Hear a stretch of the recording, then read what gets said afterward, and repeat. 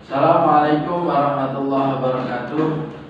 Alhamdulillahirabbil alamin. Wassalatu wassalamu ala asyrofil anbiya wal mursalin sayyidina wa maulana Muhammadin wa ala alihi washabbihi ajma'in.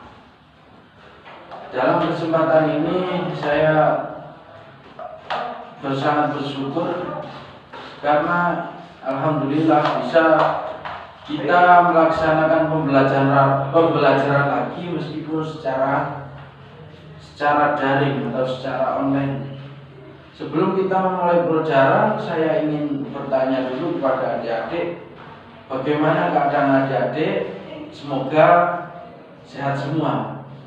Semoga dilindungi oleh Allah Subhanahu wa taala karena kita masih dalam keadaan yang semua dunia merasakan, yaitu pandemi COVID-19.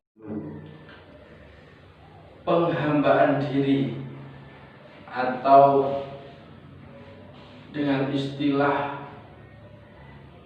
berserah diri kepada Allah Subhanahu wa taala itu memang lazim dilakukan oleh seorang hamba, karena untuk mengetahui bahwasanya kita memang adalah hamba yang seharusnya melakukan penghambaan kepada Tuhannya.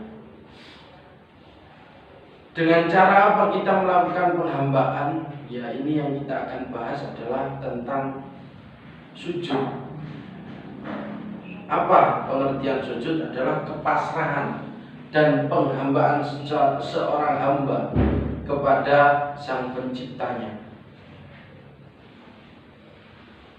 Itu lazim, memang harus dilakukan oleh seorang hamba untuk menyembah kepada penciptanya atau Tuhannya. Lah ketika kita kok menghamba atau berserah diri kepada seseorang, sama-sama hambanya, sama-sama makhluknya, itu bukan yang kita katakan bukan penghambaan, tetapi itu bentuk hormat seseorang kepada seorang yang lain. Sujud sudah sangat lazim kita lakukan dalam sholat. Ketika kita sholat, dalam satu rakaat kita melaksanakan 2 sujud dalam satu rakaat. Padahal dalam satu hari kita melaksanakan sholat 17 rakaat. Kalau kita hitung mulai zuhur, asar, maghrib, isya, subuh, kita melakukan 17 rakaat. Berarti kita juga sudah melakukan sujud sebanyak 34 kali. 34 kali dalam satu hari kita melaksanakan sujud. Tetapi bahasa kita bukan sujud yang kita lakukan dalam sholat, ya. Tetapi sujud yang dilakukan, yang dimaksud adalah sujud yang dilakukan di luar sholat. Seperti contohnya sujud syukur, sujud tilawah dan sebagainya. Yang kita bahas yang sekarang adalah pengertian sujud syukur. Apa sih sujud syukur itu? Syukur artinya berterima kasih kepada Allah. Berarti kita bersujud syukur adalah berterima kasih kepada Allah Subhanahu wa taala. Ketika seseorang itu memperoleh kenikmatan dari Allah Subhanahu wa taala, dia melakukan sujud syukur. Itu yang dinamakan sujud syukur. Tidak hanya kita mengucap alhamdulillah saja, tetapi juga kita melakukan sujud syukur. Dasar hukum dari sujud syukur itu adalah hadis yang diriwayatkan oleh Imam Abu Dawud dan Imam Tirmidzi. An Abi Bakrah anna Nabiyya sallallahu alaihi wasallam kana idza atahu amrun yasurruhu aw busra bi kharra sajidan syukranillah Rawahu Abu Dawud wa Tirmidzi al-hadis al-kama. Artinya apa?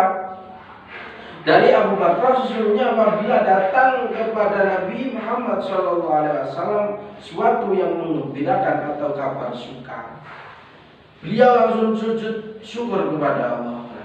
Nabi Muhammad sudah memberi contoh kepada kita bahwasanya ketika Nabi Muhammad SAW, Nabi kita ketika mendapatkan kebahagiaan, kegembiraan, mendapatkan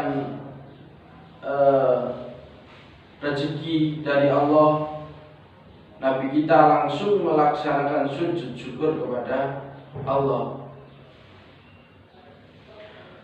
Terus ketika kita melaksanakan sujud, kok langsung melaksanakan sujud tanpa ada sebab, itu tidak mungkin. Seseorang itu ketika memuji, seseorang itu ketika mengakui kebaikan seseorang karena ada sebab yang dilakukan oleh seorang itu. Kita juga seperti itu, ketika kita mendapatkan sesuatu yang kita tidak senangi, pasti kita tidak akan melaksanakan sujud. Tetapi sebab-sebabnya, orang apa saja kok bisa melaksanakan sujud syukur? Apa saja sebab yang bisa seseorang itu melaksanakan sujud syukur? Yang pertama adalah ketika seseorang itu mendapat nikmat dari Allah.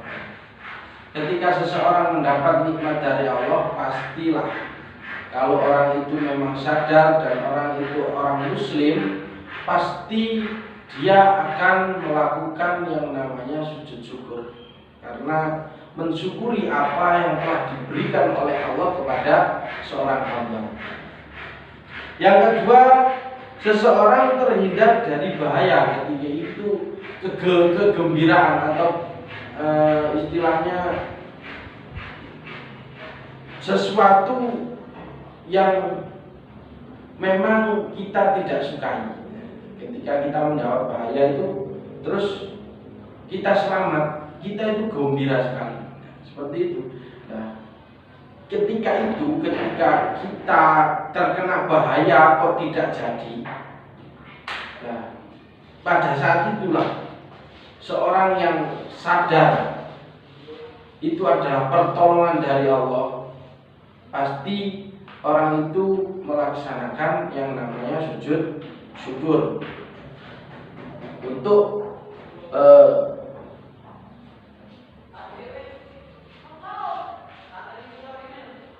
melakukan sujud syukur. Yang ketiga, seseorang selalu merasa mendapatkan nikmat dari Allah sehingga sujud syukur dilakukan setiap hari. Nah, itu yang tingkatan yang paling tinggi. Ketika seorang itu mendapat musibah, mendapat kesenangan, mendapat kegembiraan, tidak dilihat dari kesenangan dan kesusahannya, tetapi dilihat dari siapa yang memberi kesenangan dan kesusahan. Selalu melaksanakan sujud syukur meskipun itu keadaannya susah maupun senang. Itu yang tingkatan yang paling tinggi, yang agak berat, memang berat bagi kita dan memang harus kita pelajari dan selalu dipelajari. Ketika kita melihat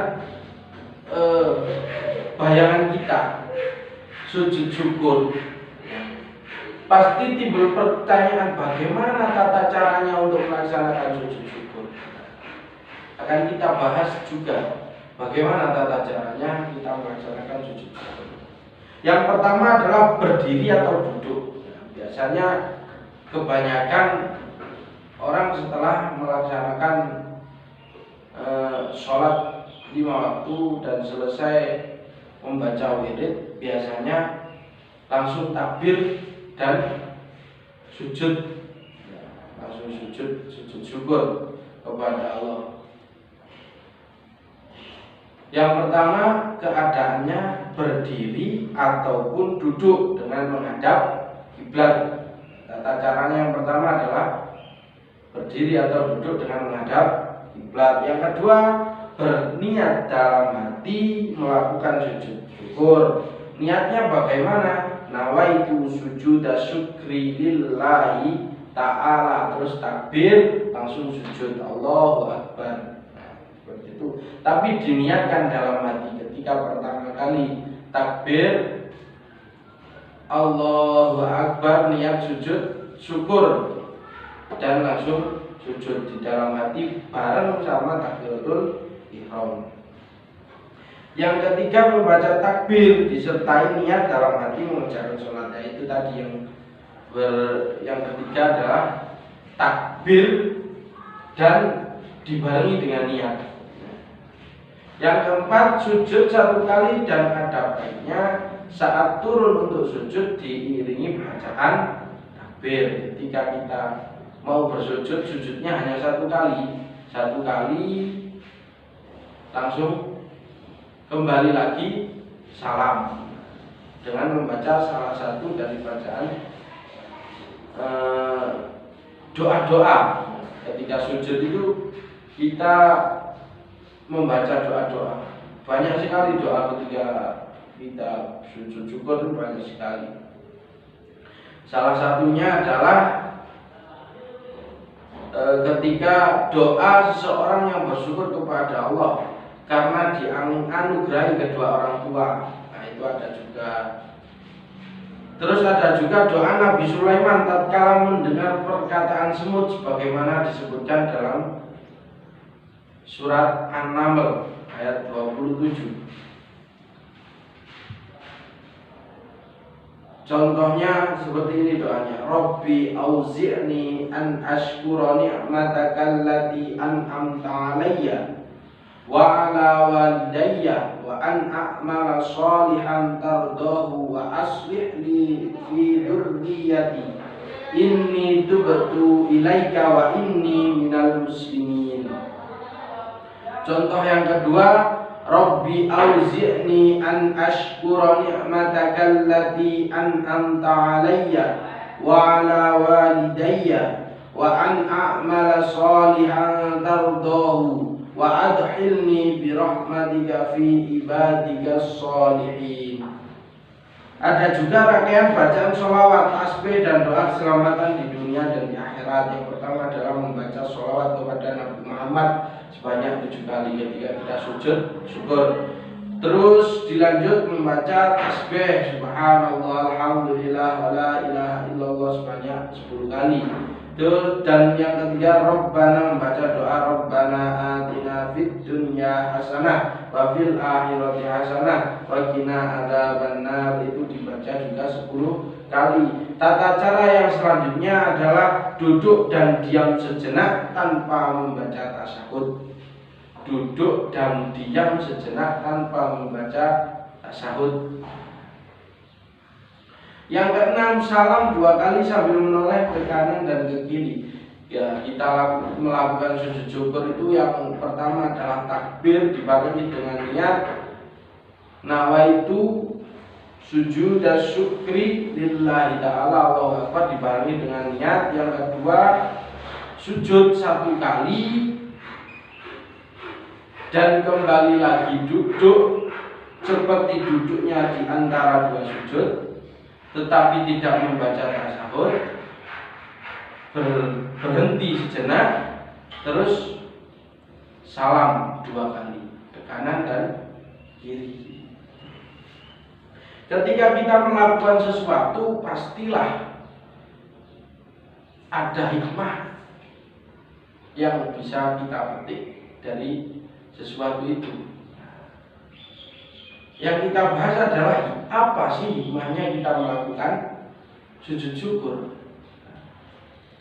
Hikmahnya yang pertama adalah orang yang mendapatkan nikmat dan kelebihan kalau tidak berhati-hati dapat lupa diri sehingga menjadi angkuh dan sombong. Ketika kita itu mendapatkan kenikmatan kok kita tidak melaksanakan sujud syukur, bisa-bisa kita menjadi orang yang sombong atau orang yang